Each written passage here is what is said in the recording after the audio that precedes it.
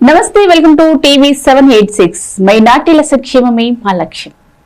ఇక వివరాల్లోకి వెళ్తే చరిత్రాత్మక భద్రకాళీ దేవాలయంలో జరుగుతున్న వసంత నవరాత్రులలో అమ్మవారిని దర్శించుకున్న వారందరికీ సకల సిరి సంపదలు ప్రసాదిస్తుందని ప్రధాన అర్చకులు భద్రకాళి శేషు పేర్కొన్నారు. వరంగల్ మహానగరంలోని ప్రసిద్ధిగాంచిన శ్రీ భద్రకాళీ దేవస్థానంలో వసంత నవరాత్రి మహోత్సవాలు వైభవంగా జరుగుతున్నాయి.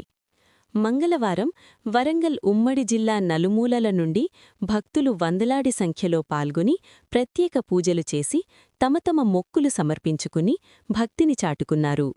ఈ సందర్భంగా దేవాలయ ప్రధాన అర్చకులు భద్రకాళి శేషు పేర్కొన్నారు. ప్రతి ఋతువులలో జరిగే ఉత్సవాలలో భద్రకాళీ అమ్మవారిని దర్శించుకోవడం వల్ల అమ్మ అనుగ్రహం పొంది సుఖసంతోషాలతో ఉంటారని పేర్కొన్నారు.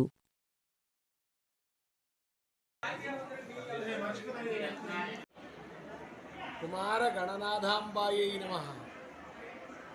ఆ జగన్మాత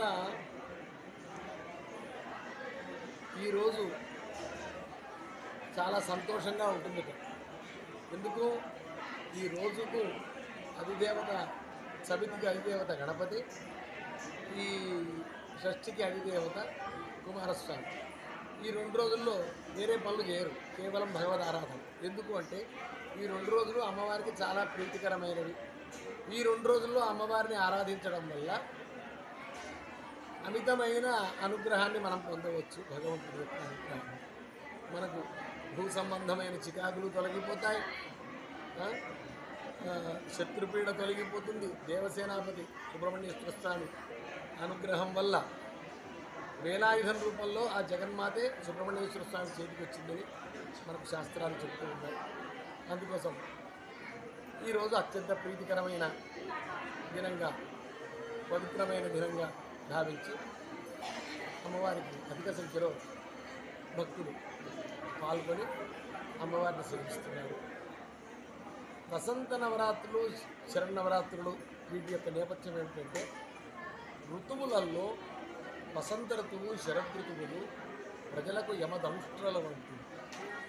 నానా ఋతు ప్రభావం వల్ల నానా విధములైన రోగాది క్లేశములు ప్రజలను బాధిస్తాయి. మరి ఈ రోగాల బారిన పడకుండా మనం ఉండాలి, మనం క్షేమంగా ఉండాలి అంటే సర్వే భద్రాణి పశ్చంతు అని కదా. అంటే ఆ భద్రకాళిని ఆరాధించాలి. మళ్ళీ తద్వారా ఈ ఋతువులలో వసంత ఋతువులో చైత్రమాసంలోను, శరదృతువులో ఆశ్వయుజ మాసంలోను అమ్మవారికి శాస్త్రములు నవరాత్రుల విధానాన్ని చెప్పాయి.